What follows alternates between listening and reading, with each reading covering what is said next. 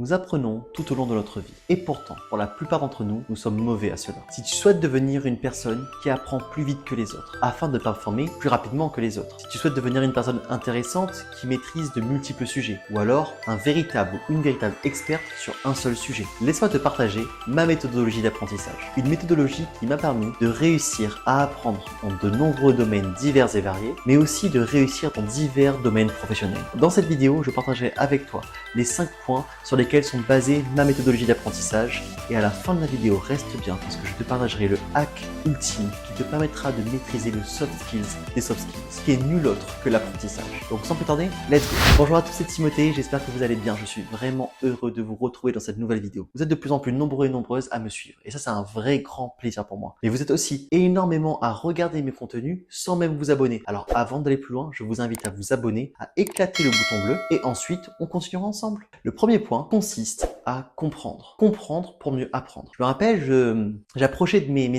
ans, j'étais en train d'apprendre une poésie par cœur, et mon père m'interpelle et me dit, tu sais Timothée, t'apprendras strictement rien si tu ne comprends pas. Pour apprendre, il faut comprendre. Mais il me dit surtout, si tu comprends les choses, tu n'auras plus à apprendre. Et ce point-là, je l'ai ancré dans ma tête et je me suis efforcé en tant que petit élève de toujours vouloir comprendre ce qui se passe devant, toujours vouloir comprendre ce que mon professeur raconte, toujours comprendre les notions que j'apprenais à l'école. Et donc, merci papa, parce que grâce à toi, je maîtrise une compétence qui est l'apprentissage, grâce à ce simple point qui est de comprendre. Comprendre consiste à saisir le sens, la nature ou l'importance d'une chose. Ainsi, la compréhension est l'essence même de l'apprentissage. Je peux apprendre sans comprendre. Par contre, il y a un gros bémol à faire ça. Quand j'apprends sans comprendre, qu'est-ce qui va se passer? C'est qu'il y aura une limite à mon apprentissage. Et les 3 grandes limites de l'apprentissage sans la compréhension, est la limite de temps, la limite de transférabilité et la limite d'utilisation. Je vais vous projeter 15 ans, 10 ans, 5 ans, 20 ans en arrière pour les plus anciens.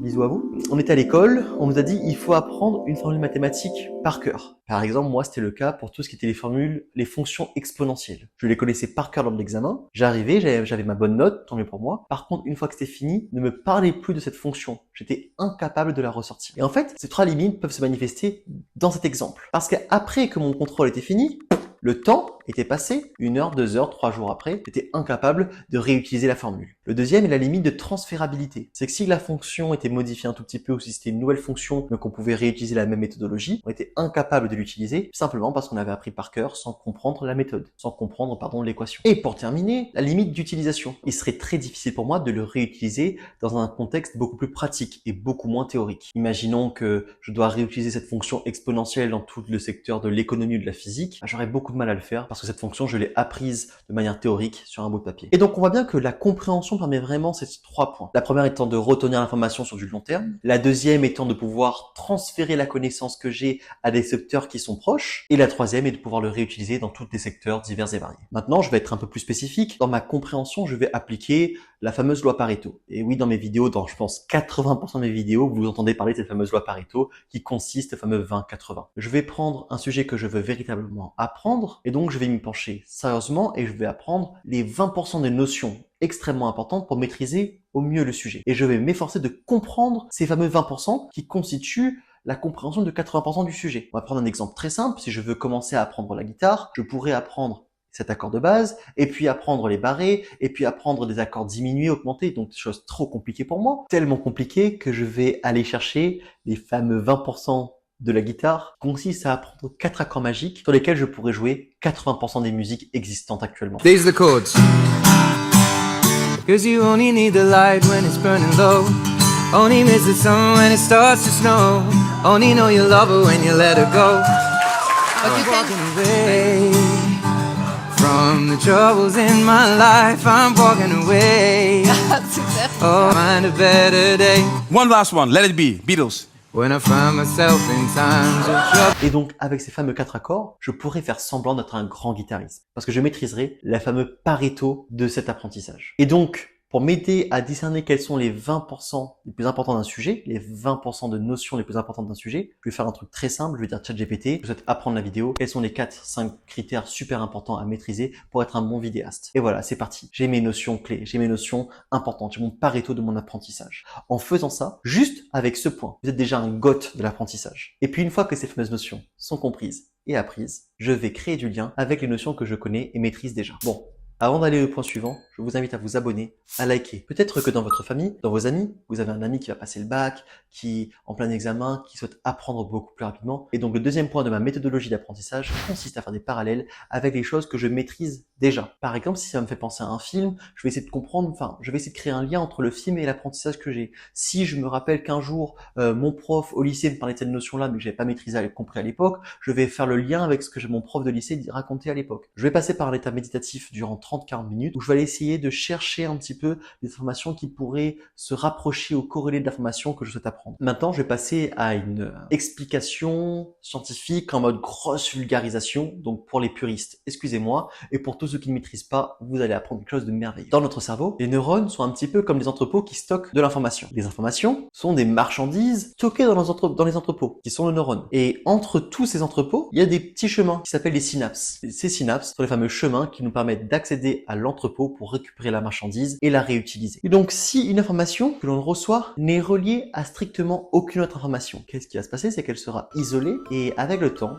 ce chemin qui est peut-être un tout petit sentier très mal occupé va finir par disparaître. Et donc, il sera impossible pour nous de retourner à cet entrepôt et de récupérer l'information. Il y aura donc une perdition de l'information. On va oublier ce qu'on a appris. Tu ne te rappelles plus? Et la révision, ce petit sentier va finir par devenir un chemin, qui finira par devenir une route et pourquoi pas une autoroute. Et la magie va opérer dès lors où on va prendre cet entrepôt et on va le relier à beaucoup d'autres entrepôts. Pourquoi? Parce qu'il n'y aura plus qu'un seul chemin pour aller à l'entrepôt et récupérer l'information, mais on aura 5, 10, 8, 12 chemins. Et donc dans ce cas-là, qu'est-ce qui va se passer? C'est que l'information sera beaucoup plus facilement réutilisable et retrouvable dans notre cerveau. On a tous une anecdote où en classe, quand on devait apprendre quelque chose, on était incapable d'apprendre jusqu'à ce qu'un camarade de classe fasse une blague sur la notion. Artus, oui, qui est le copain du feu? Je sais pas. C'est le pote au feu.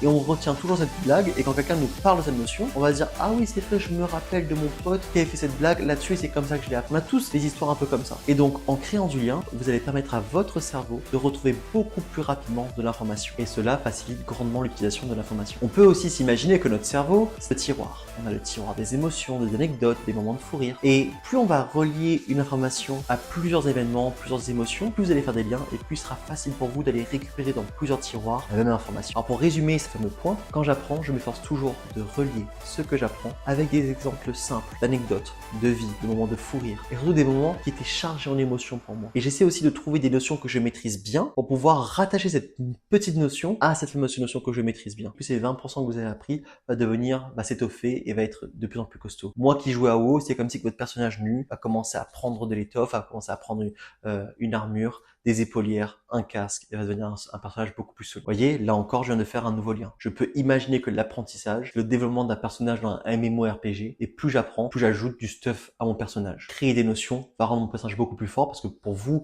qui me regardez et qui avez joué aux jeux vidéo, vous comprenez très bien l'effet d'une nouvelle épée ou d'une nouvelle arme sur votre personnage. Vous pouvez imaginer que créer du lien entre les notions que vous apprenez et une anecdote que vous avez vécue va avoir le même effet pour votre apprentissage. Là, vous voyez, c'était un instant live, capturé dans la beauté du moment de vie. N'importe quoi. Bon, en tout cas, mon troisième. Attention, l'étape d'avant, ça peut prendre que quelques jours, voire quelques semaines. Par contre, là, c'est quelque chose qui va être beaucoup plus long et qui va demander beaucoup plus d'investissement personnel et qui va me pousser, moi en tout cas, à aller chercher beaucoup profondément dans le sujet. Et la chose que j'aime beaucoup faire, moi, c'est prendre 2 ou 3 livres sur un sujet et de commencer à le lire. Alors, comment choisir les conférences, les experts ou les livres que je vais lire? Je vais demander à ChatGPT quelles sont les personnes qui maîtrisent le mieux le sujet que je veux apprendre, quels sont les plus grands livres du secteur jamais écrits. Et donc, ChatGPT me donnera tout de suite 3, 4, 5, 6 auteurs ou autrices. Et puis, ChatGPT me donnera aussi 4 à 5 conférenciers que je peux écouter ou réécouter. Ou des grandes vidéos de TED, TEDx, YouTube, peu importe. Et donc, à ce moment-là, je saurai quoi faire, quoi choisir pour pouvoir approfondir ma connaissance. Là, il y aura la pyramide de l'apprentissage qui va apparaître. Et vous allez voir qu'avec la lecture, on a un taux de rétention d'information de seulement 10%.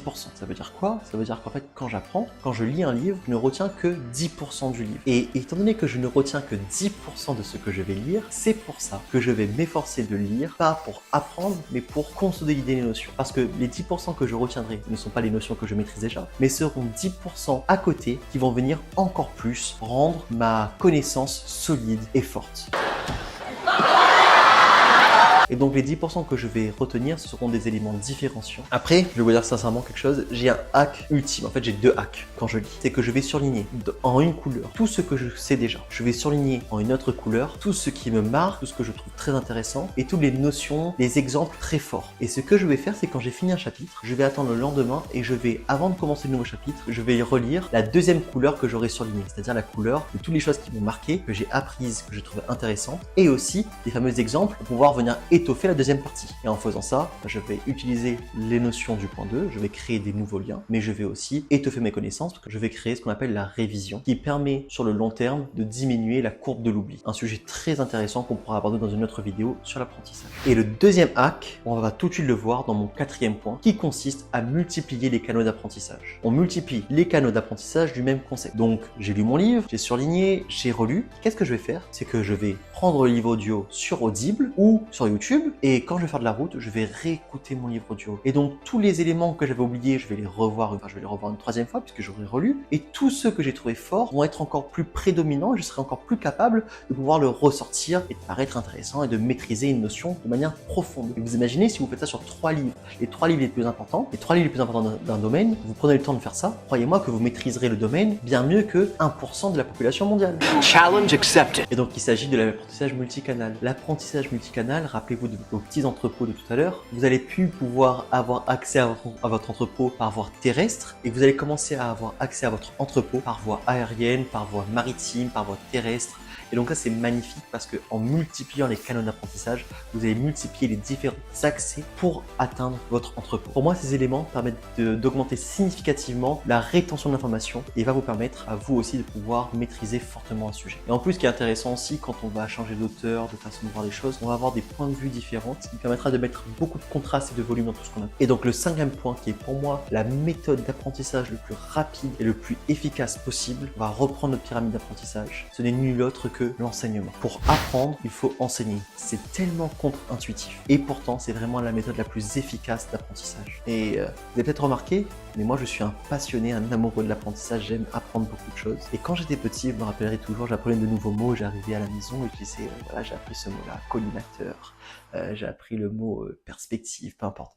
Et ma sœur me disait, ma sœur qui avait 3 ans de plus que moi, elle se moquait de moi, elle disait toujours, voilà, Timothée a appris un nouveau mot, et parce que j'allais le réutiliser, le refaire. Et quand j'apprenais quelque chose à l'école et que j'étais content de l'avoir appris, je l'expliquais à tout le monde. Et en fait, ma sœur se moquait de moi toujours. Et c'est vrai que, en fait, j'ai pas beaucoup changé. Et je réalise qu'aujourd'hui, ma pauvre femme, quand je lis un livre, et ben si souvent on lit avant de dormir, je la bouscule et je dis, hey, regarde, ça commence, c'est super intéressant. Et j'essaie de lui réexpliquer. Et puis j'explique tellement mal, je lui dis, attends, je vais le lire pour toi. Et je relis à haute voix pour elle. Et en fait, dès que j'apprends quelque chose, j'ai toujours envie de l'apprendre aux autres parce que c'est tellement passionnant pour moi de l'apprendre que j'ai envie que les autres puissent comprendre et avoir le même niveau d'information. D'ailleurs, c'est l'une des leitmotifs, l'une des motivations pour laquelle je fais ces vidéos parce que je me dis, c'est incroyable le nombre d'informations qu'il y a. Et quand je parle avec des gens, je vois que les gens sont totalement, comment dire ça, néophytes, totalement, nouveaux sur un sujet et ne connaissent strictement rien et ne comprennent pas le sujet.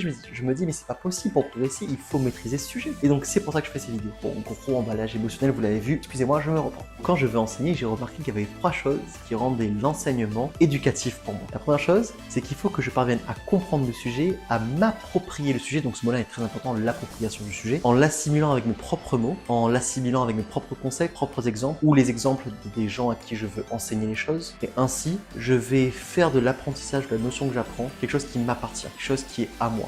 Mon précieux Gollum J'arrête, c'est tellement nul en plus. Et maîtrisant très peu le sujet que je viens d'apprendre, forcément, je vais devoir passer par une étape de simplification du sujet. Donc ce mot-là, c'est le mot important de ce deuxième point, c'est la simplification du sujet. Et donc, simplifier consiste à enlever tout ce qui est superflu, tout ce qui ne sert à rien. Je vais refaire ce fameux Pareto, ce 20-80 de l'apprentissage. Bon, le 3e point, et c'est pour moi le plus important, c'est que quand j'ai fait l'appropriation, la simplification, je peux avoir l'impression d'avoir compris le sujet, de le maîtriser. Mais par contre, je vais aller devoir l'expliquer aux gens, et là, j'aurai quelque chose de magnifique. C'est un feedback immédiat et réel. Je vais aller expliquer un nouveau concept et tout de suite, je vais voir les réticences, mes lacunes au travers des gens à qui je veux apprendre le sujet. Et en voyant ces fameuses zones de lacunes, je vais dire attends un instant, je vais aller réétudier le sujet, je vais aller revoir, approfondir, ou je vais utiliser ChatGPT pour pouvoir le simplifier encore mieux et me l'approprier une fois de plus. Et une fois que j'aurai simplifié et expliqué tout ça à la personne, qu'est-ce qui va se passer? C'est qu'il y aura un échange. L'échange va créer quelque chose de très émotionnel et l'émotion permet vraiment d'ancrer l'information. Quelque chose qui est aussi extraordinaire, c'est qu'en échangeant sur un sujet, quelqu'un pourra me dire ah oui c'est vrai j'ai entendu parler de telle anecdote, tel sujet, qui va permettre aussi de créer une discussion mais aussi de nouvelles notions rattachées à ce sujet. Donc on voit bien que l'apprentissage est l'élément crucial parce qu'il y aura une implication dans la rétention de l'information et dans la transmission de l'information et cette implication là, ça va faire en sorte qu'on passe par les 4 étapes précédentes et grâce à tout cela, on va maîtriser pleinement le sujet. Et donc c'est tellement contre-intuitif mais il faut se dire que pour apprendre, il faut enseigner. Pour devenir un très grand apprenant, il faut devenir un très grand enseignant. Donc je pense que, comme je vous l'ai dit, la chose qui fait que l'apprentissage permet vraiment que ça fonctionne, c'est l'implication émotionnelle dans l'enseignement. Je suis plus là en train de transmettre une information, je suis là en train de me dire est-ce que je suis capable d'expliquer quelque chose que je trouve intéressant. Et là, c'est un exercice beaucoup plus compliqué. Et donc voilà, vous avez vu mes 5 points de l'apprentissage. Mais ce n'est pas fini, je vous avais promis le hack ultime. Et c'est encore plus ultime que l'enseignement. Le hack ultime de l'apprentissage consiste à faire des vidéos. Faire des vidéos de ce que j'apprends ne m'a jamais permis de pouvoir maîtriser aussi vite un concept. Le simple fait de devoir faire des vidéos me pousse à maîtriser un sujet, car je vais devoir le simplifier, me l'approprier, être concis dans l'enseignement, lire, écrire, tourner, monter, revoir. Et en plus, l'implication émotionnelle est très forte. Et la vidéo mobilise presque tous les canaux d'apprentissage, en impliquant différentes méthodologies d'apprentissage. On a par exemple la réorganisation d'idées, qui est très bien pour apprendre. On a l'appropriation, on a la réécriture, on a l'écoute active, etc., etc. Voilà, terminé. En quelques mots, voici ma méthodologie d'apprentissage. Voici ce qui me permet d'apprendre énormément, rapidement et de manière efficace. Vous vous rendez peut-être pas compte, hein, mais tout cela, tout ce que je vous ai dit, vous pouvez apprendre un sujet vraiment de manière approfondie en l'espace d'un mois. Un mois, ça paraît long, mais maîtriser un sujet en un mois, c'est juste incroyable. Peut-être que en vous enseignant cela, il y a des moments qui n'ont pas été clairs. Peut-être que vous vous dites ah Timothée n'utilise pas ça, c'est assez marrant, je vais lui écrire en commentaire qu'il pourrait aussi utiliser ça. Je suis vraiment ouvert, donc n'hésitez vraiment pas à me laisser un commentaire en me disant ah c'est super intéressant, je savais pas que c'était possible, je savais pas que ça existait, ou au contraire Timothée tu as pas utilisé ça, ou tu n'utilises pas ça, c'est assez bizarre. Je peux venir pourquoi. Avec grand plaisir je vous répondrai. En tout cas, si vous voulez m'écrire et créer de l'échange, n'hésitez pas à aller sur Instagram et m'écrire, c'est un grand plaisir que je vous répondrai. Pour le reste, je vous invite à éclater le pouce bleu, je vous invite à vous abonner, à me laisser un commentaire, à partager la vidéo. Je vous remercie de m'avoir suivi jusqu'au bout et je vous dis à très bientôt et gros bisous.